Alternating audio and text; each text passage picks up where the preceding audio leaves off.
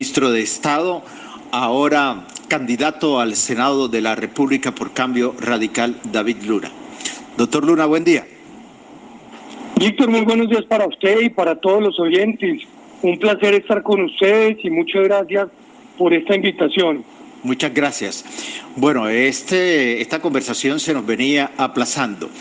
La pregunta obvia, ¿cómo ve usted el ambiente político en el país?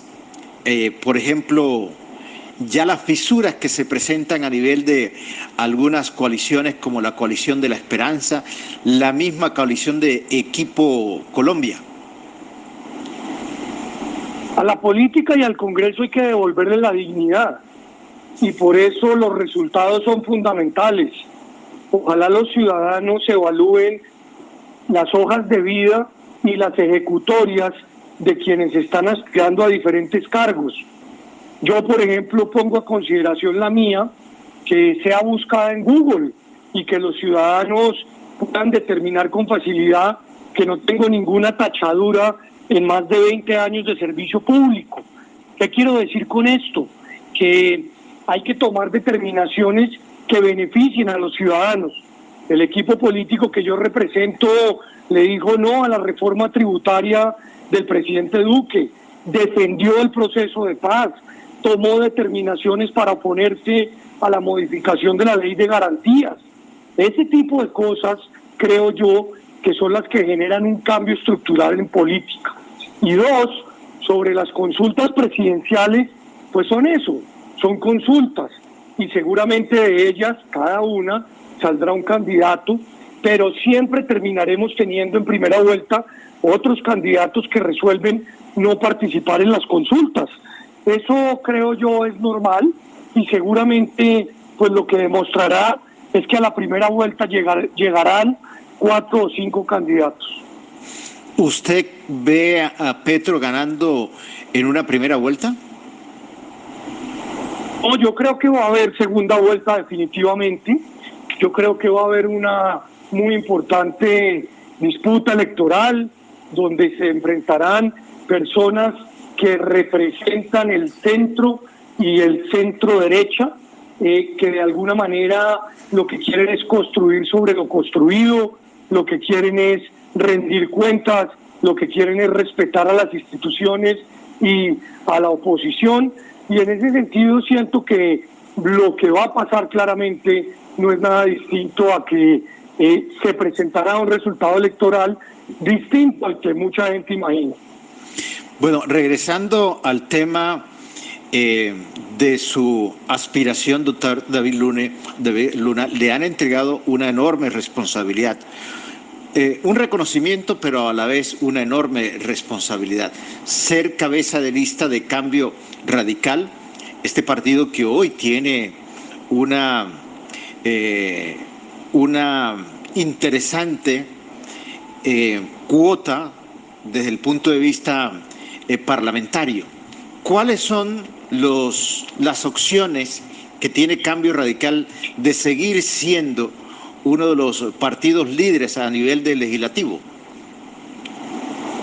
Pues básicamente yo soy el cambio dentro del Cambio Radical. A mí me corresponde tramitar una muy importante reforma generacional, abrirle espacios a los jóvenes, a las mujeres, pero también lograr que haya un recambio de liderazgo y obviamente poner en la agenda pública temas que nunca se tocan en Colombia, por ejemplo el de la tecnología, el del emprendimiento, el de la innovación, esos temas que son los que van a cambiar verdaderamente las oportunidades para generar empleo y para generar progreso. Cambio Radical que desconectó de la opinión pública hace unos años y tiene que volver a tener esa sensación de lograr demostrar que entiende el problema del ciudadano. Hay que poner la tecnología al servicio de la lucha contra la corrupción. Hay que lograr luchar contra el cambio climático porque si no nos vamos a quedar sin dónde vivir. Hay que entender que la gente está desesperada con los problemas de inseguridad en la calle y que hay que sancionar al delincuente reincidente. Hay que comprender que los problemas de la salud nacen entre ese matrimonio indeseado de IPS y EPS. Ese tipo de cosas son de las que hay que hablar, y obviamente Cambio Radical va a imponer una agenda que en lo que está es tratando de conectar para que de esa manera pues se pueda representar a un ciudadano que no está creyendo en los partidos políticos y que lo que está buscando es simplemente alternativas de personas que les gusta controvertir. A mí, por el contrario, me gusta construir. Yo no hago política hablando mal de mis oponentes. A mí me gusta entender que se puede respetar a quien piensa distinto a mí y de esa manera generar un consenso. Eso es lo que necesita Colombia. Colombia ya está hastiada de la pugna entre expresidentes. Colombia necesita una nueva generación de personas, mujeres y hombres, que le quieran apostar a construir colectivamente, más allá sean de una filosofía o de otra. ¿Qué han pensado ustedes al interior de Cambio Radical sobre la aspiración de un hombre de las entrañas de este partido, Alejandro Char? Pues hemos dicho con absoluta claridad que personas como Alejandro Char son muy importantes, que hagan presencia en la consulta de la experiencia, porque demostraron en las ciudades que saben ejecutar, que saben gobernar. Ahí hay personas que ya están probadas, que no están inventando, que han demostrado con hechos que es posible lograr sacar adelante muy importantes proyectos. Yo recuerdo la Barranquilla de hace 20 años y recorro la Barranquilla de hoy, y claramente pues hay una transformación impresionante gracias a un grupo de jóvenes que en su momento se dieron a la tarea de gobernar una ciudad. Un poco lo mismo que pasó en Bogotá con Mocus y con Peñalosa. Y mire que Peñalosa también hace parte de esa consulta. Así que esa consulta bien ganada tiene su nombre cuando se le habla de la consulta de la experiencia. Y luego de esos elogios, ¿en qué momento Cambio Radical tomará partido? Bueno, esa es una decisión que el partido no ha tomado hasta el momento, que espero discutamos en próximos días y que seguramente tiene que hacerlo pronto, porque evidentemente hay que apoyar no solamente un candidato, sino hay que buscar que el candidato tenga identidad, uno, desde el punto de vista de los resultados, dos, desde el punto de vista de los valores y los principios, y tres, muy importante, relacionado por supuesto con la forma de hacer política. Hay que hacer política de manera decente. A los que más les interesa que la gente no salga a votar es a los que compran votos, y por eso hay que salir a votar masivamente. Hay que dejar calladas a esas estructuras tradicionales que lo único que le hacen es daño a la democracia, y cada ciudadano tiene que salir a votar por quien le parezca. En este caso, yo les estoy poniendo a consideración mi hoja de vida, mis resultados y por supuesto mis propuestas. Y finalmente, doctor David Luna, esa decisión de tomar partido desde el punto de vista presidencial, Cambio Radical, ¿se dará antes de las consultas? Bueno, esa es una discusión que se está dando internamente. Obviamente hay personas que consideran que sí, hay otros que dicen que se deben esperar, pero lo único cierto es que en la política hay que tomar decisiones y hay que asumir posiciones, porque uno no puede quedar bien con todo el mundo en política. Uno tiene que demostrar en qué lado de las decisiones está. Yo, por ejemplo, tengo posición sobre todos los temas que usted me pregunte. Puede que a algunos les guste a los oyentes y puede que otros no, pero acá no tratamos de quedar bien con todo el mundo para simplemente, de acuerdo a la entrevista o de acuerdo al escenario, pues tomar posición. No, es súper importante en este sentido avanzar constructivamente. Bueno, pero el nombre de Alejandro Char, después de los elogios, ¿le gusta? Yo lo he dicho que a mí me gusta no solamente lograr que haya una coalición de experiencia que demostraron en sus cargos que son capaces de desarrollar esa actividad, sino adicionalmente que tienen no solamente resultados probados, y por eso se lo acabo de decir. La transformación que tuvo a su cargo en la ciudad de Barranquilla habla por sí sola, y la entendimos nacionalmente, cuando veíamos una ciudad que se ahogaba entre nada más y nada menos que la falta de alcantarillado, y digamos, proceso, pues demostró que con hechos y con realidades esos arroyos terminaron en gran medida, no del todo, pero en gran medida, y es un ejemplo de eficiencia. Entonces, claro que me gustan las personas que son eficientes. Bueno, doctor David Luna, muchos Víctor, éxitos. Dígame, Víctor, con tu que anuencia puedo hacer está Ania Bello aquí en la mesa virtual y quiere formularle también una pregunta, doctor David Luna. Buenos días, doctor Luna, ¿cómo me le ha ido? ¿Con quién tengo el gusto? Qué pena no la saludé. Con Ania Bello, David, con Ania Bello. Hola, ¿cómo estás? ¿Cómo te ha ido? Muy bien, gracias a Dios. Le quiero hacer una pregunta de interés nacional. Esta semana nos enteramos de la decisión de la Corte Constitucional de ponerle freno de nuevo a la fumigación o a la aspersión aérea con glifosato. El freno básicamente consiste en que se tiene que consultar a las comunidades antes de poder utilizar este mecanismo para poder controlar el crecimiento exponencial de la droga. Mi pregunta es la siguiente. Teniendo en cuenta que esta es una decisión que va a quedar básicamente en manos de unas minorías, pero que afecta el orden público, que afecta inclusive las relaciones con nuestros vecinos, con el mundo, porque Colombia es el país exportador de droga por excelencia. ¿Qué opinión tiene usted al respecto?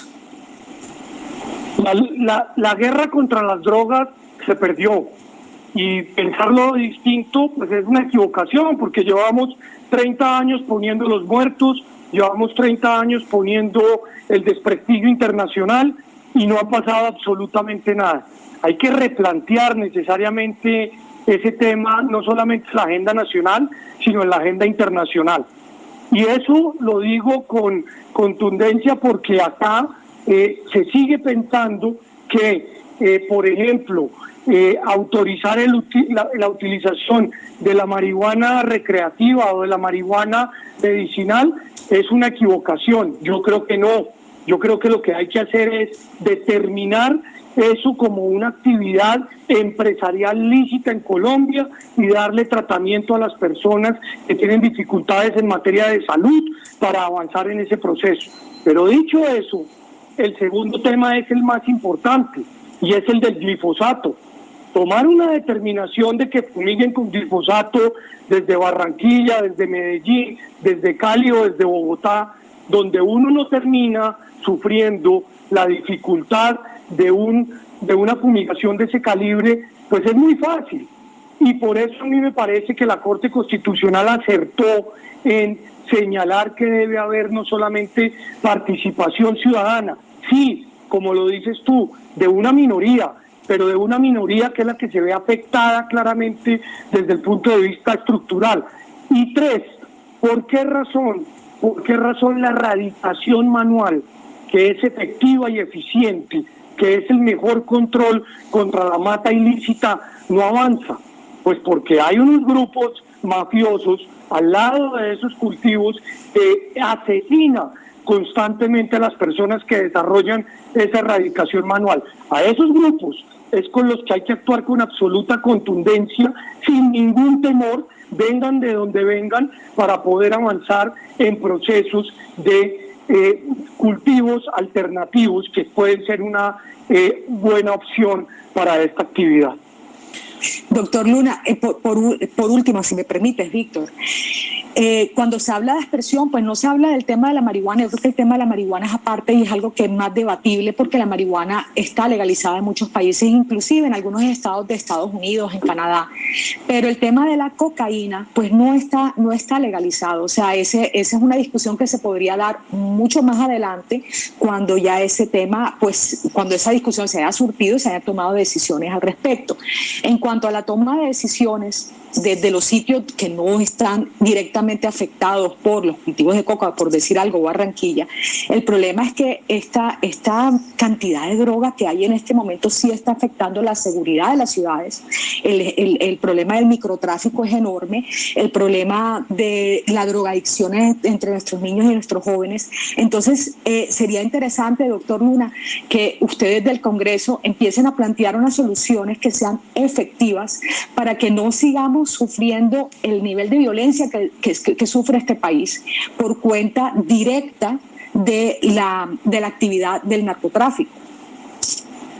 Yo estoy totalmente de acuerdo contigo. Yo creo que lo que hay que hacer es proteger a quienes están desarrollando el ejercicio de erradicación manual, y ese ejercicio de erradicación manual en muchas partes dio resultado, y manual no es solamente con la mano, manual es con maquinaria en el terreno, porque hay maquinaria muy sofisticada en el mundo que permite erradicar cultivos de coca en terreno.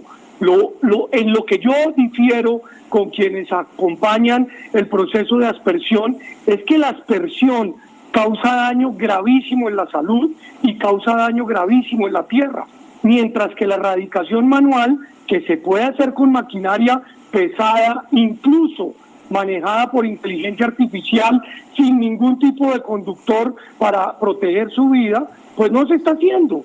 Y no se está haciendo básicamente porque sabemos que detrás hay un negocio enorme, un negocio que solamente está generándole réditos a los laboratorios que producen esa fumigación. Y eso es lo que yo creo que hay que cambiar. Ahora, con lo que tú mencionas y con lo que tú dices, 100% de acuerdo.